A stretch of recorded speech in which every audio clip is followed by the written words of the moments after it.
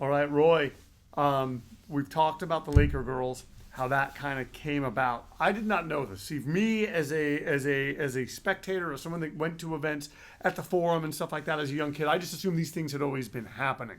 Apparently, according to you, according to the story, the lore, there was not even a Laker band at that point. So, is there at this point just the Wurlitzer and the girls dancing? Or? Right. No, the Wurlitzer was Jack Ken Cook's instrument. Right. When Jerry Buss bought the team, we were able to put the Laker girls together.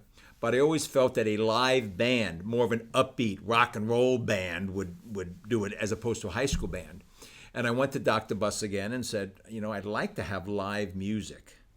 And was that also like kind of looking at your audience and being like, this audience doesn't want to hear an organ. They want to hear, because you go to any sporting event, music, Fight Club OC, Yeah. wherever we are, the music is such an integral. Absolutely. If fighters are coming out to a Wurlitzer organ today, people will be like, what's happening? Yeah.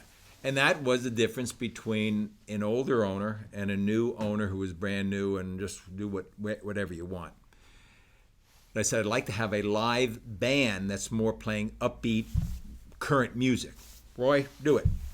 Where do we find this band? Well, we had just spent time with USC Athletic Department and their song leaders, and I don't know, maybe it was Dr. Buss. He said, Roy, USC has a good band. Dr. Art Bartner runs the USC Trojan Marching Band, which is one of the well-known bands in the country, in the world.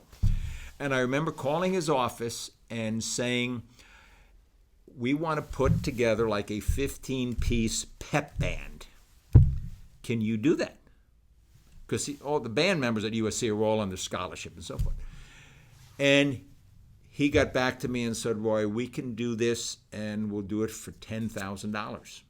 Now, is that $10,000 for the year, or that $10,000? Yeah, no, that was $10,000 for the year that he would have a 12, 15-piece band, a drummer, platform, and guitar and amplifier and so forth. Was that $10,000? If you know what, that's just $10,000. Does that pay people, or is that just to get the equipment? I have no idea. That was, he said, gotcha. You pay me $10,000 and I'll have a band there ready to play Gotcha. at 6:30 when you open the doors. Okay. And he said, if it would help you, the Lakers, you can just make that as a donation to the Trojan Marching Band. And we did. And we decided to put them upstairs to one side of where Dr. Buss was sitting, where Jack and Cook heard the band. And we built it was actually a couple of sections over, and we built a platform for the drum set. And I forget what game we started to play in, but that's what they played. Then they played for the Laker girls also. We were able to mic them. And I don't know, and until I left, the band was still there, and after I left, through the whole showtime, the band played. I don't know if they have a live band at the Staples Center now. It just might be music, because now you have all these computers that can get you instant any sort of song on that. But that was the Laker band, and that really added a nice feel, because they were playing some strong rock and roll current hits, upbeat, and when you walked in, you were already getting in the mood. When you say a band, so we're talking about a band, are we thinking like, was it woodwind instruments? No. Was it guitars? Yes, it was guitar, bass guitar, guitars, drum, some horns. So I don't want to call it a pep band. It was kind of a rock and roll band that was like Chicago, which had a lot of instruments, but more current songs that were on the radio, that were pop tunes on that. And it was, I didn't have to worry about it. We paid them $10,000, and they were there. There was a contact person that I had there, just if I needed to say the game time's been changed, I would contact. And I think they played through the whole time the Lakers remained at the Forum. I don't know if they went to the Staples Center. But so we had the Laker band and the Laker girls, and that was the start of Showtime, because that was 1979-80, and 80 is when we won the championship with Magic, and that's for another podcast to talk about that season and the championship game, and Magic scoring 36 points without Kareem there and so forth. But that's the entertainment area. That's the entertainment stories about Laker girls and Laker band. I have one final question for you. So $10,000 to put that band together for the year. 40 games. That would be 40 games. 40 games. So now the forum, let's just say that now they're just doing music like, ASCAP or whatever. Right.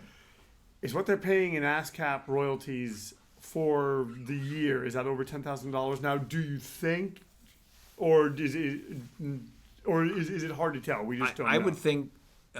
I would think so. Drew pays ASCAP now, and I think they charge us about $200 for Fight Club OC. Okay, for the year or per show. So we pay $1,200. I believe that's it. That's because we only have 1,000 people. Right. I think if the NBA of 18,000 people, you're going to get charged more for ASCAP, or you can just pay a blanket fee on that. I'm not sure. And do whatever you want. Do whatever you want. Gotcha. Yeah, and you can play whatever you want as many times you want because you've covered them. And I was only asking that just because I'm just thinking about people that are listening to this that maybe want to get into any kind of promotions to know that. Because I think that's one of the things nobody really thinks about. They just think, oh, we'll have music, not realizing, as you know, you got to pay to be able to have. Well, certainly, a new promoter could start a show in Tuscaloosa, Alabama, or Topeka, Kansas, and play these songs, and the ASCAP doesn't even know. Right. I think we just became known, and we were on the state schedule. I don't know how ASCAP. Years ago, ASCAP, we get a letter from ASCAP saying, we understand you're playing songs and this. So ASCAP might have gotten smart and went to every state's athletic association and looked at the people who were doing shows and said, I bet they're playing music. This was before websites, and they sent that to us. So, which is fine. That's the price of doing business. That you have to pay it, and we don't mind that because it's minimal to keep them from sending a cease and desist letter or so forth. And it does add so much. Like you knew back then when you put the band together, you knew this is going to be value added to our event. Minimal for what it does for the show. It's minimal that we can pay, and it's just the cost of goods, if you will.